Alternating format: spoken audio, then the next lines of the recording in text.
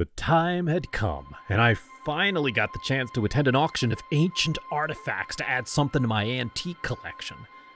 Surprisingly, it was the first time I was visiting this place for auction. I'd never even heard of it before. When I walked in, various items caught my attention that I had to buy for my collection. But the voodoo doll was something that instantly became the most intriguing thing there to me. I knew I had to get it, and I was going to make sure I wouldn't be leaving without it. There were a few ancient accessories used by the Native Americans, along with voodoo paraphernalia in the collection with this voodoo doll, so I bought everything. When the auctioneer finalized my bid for the voodoo doll, I was startled to see that none of the others were bidding on that doll. I thought of it to be strange that no one else was as interested in it as I was. Like, they knew something I wasn't aware of. I could sense people's eyes on me when I increased the bid out of curiosity and interest.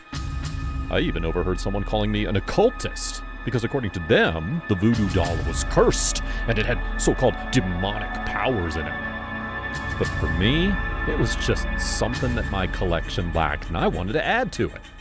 I didn't pay a single ounce of attention to any of those rumors, and went ahead with my bid and bought the whole voodoo collection, including the doll. I was so happy to add these new items to my collection of antiques in my collection room. I even made a special place for the doll there. It was late at night, and I'd gotten home late from the auction and was tired, so I fell asleep immediately. That night was the longest night that I've ever experienced in my life, as my life took a tragic turn. I didn't know what I had brought home along with that doll, and what it was about to do with me. So, that night, I was in my room sleeping, when I heard someone whispering in an ancient language that I could not understand, but it was very disturbing. I thought maybe my neighbors might be praying loudly or something, but that was not the case, unfortunately. I ignored it for some time and pulled the blanket over my head. Suddenly, something swept across my feet, which felt like bony fingers. That shook me up a bit, but I thought it might just be the blanket. Then, I felt the same bony fingers on my neck, followed by someone breathing heavily, very close to me. I threw the blanket off me immediately, as I thought that someone was in my house. I grabbed my baseball bat and checked all around my house, but I couldn't find anyone. I went back to bed and back to sleep. I pulled the blanket up to my neck, and this time I did not hear any whispering. But right when I was about to fall asleep, something tapped me right above my forehead that felt like a cold, bony finger. It left me flabbergasted, and I stood up to see who was there, but again, there was no one. I couldn't see anyone in the room except me. Suddenly, I started hearing the sound of someone whispering in that ancient language again. This time, the whispers intensified. I thought if I tried to follow this voice, the whole thing would end. I was shocked to realize that the sound was coming from my antique collection room. An idea swept across my mind that maybe it was a thief who might try to steal my collectibles. I had the baseball bat with me, and I walked to the room, and I opened the door steadily.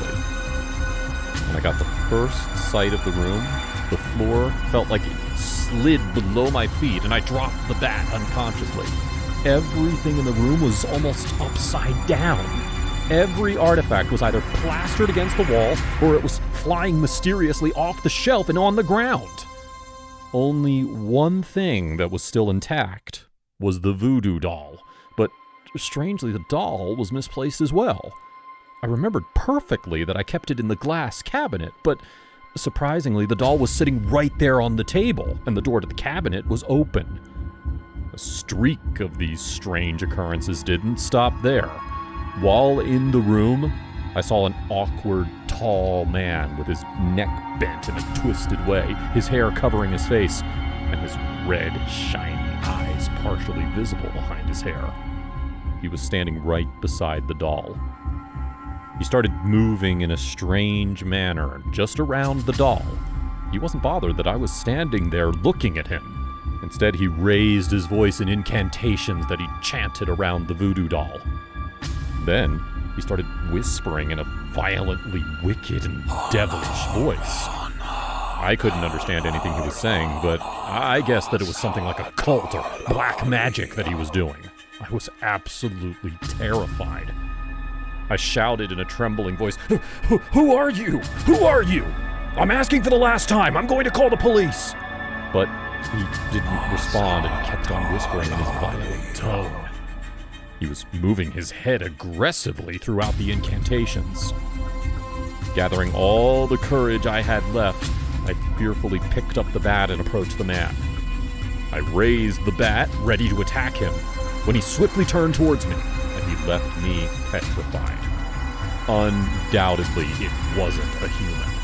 His eyes were filled with evil, and his face was bent with its twisted neck. He was wearing a long black dress. It was the last thing I saw before I screamed and fell unconscious on the floor. Next thing you know, I woke up in the hospital with strange marks on my body. The doctor told me that my neighbor heard my screams and called the police. When the police came, they heard my screaming and smashing noises from inside the house. When I didn't answer them, they broke the door down and found me unconscious on the floor. They said everything in my house was torn apart, as if a tornado had gone right through it. And then they brought me to the hospital. As I laid there in the hospital bed, I couldn't understand what had happened to me. I noticed that the police and doctors were hesitant to tell me something, even after I insisted.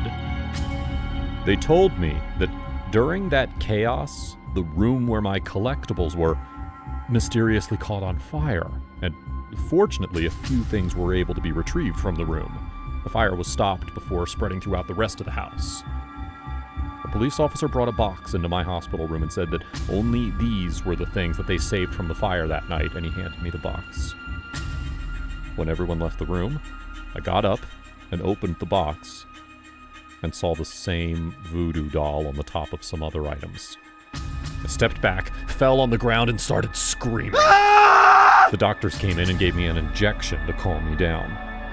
It took me a week to get out of that trauma. Once I was home and started to feel normal again, I took that voodoo doll and I went straight to the auction site to return it. When I arrived, I was shocked. They told me that the site was burnt down in a mysterious fire which killed many people, including the auctioneer. Somehow, I found one old native local passing by, who saw the doll in my hands and started staring at me. I told him everything that happened to me. He didn't say a word and started coming towards me. He got right in my face, looked right into my eyes, and he whispered, "This thing's not meant to be with humans. You're lucky that you're alive." And then he took the voodoo doll from my hands and walked away.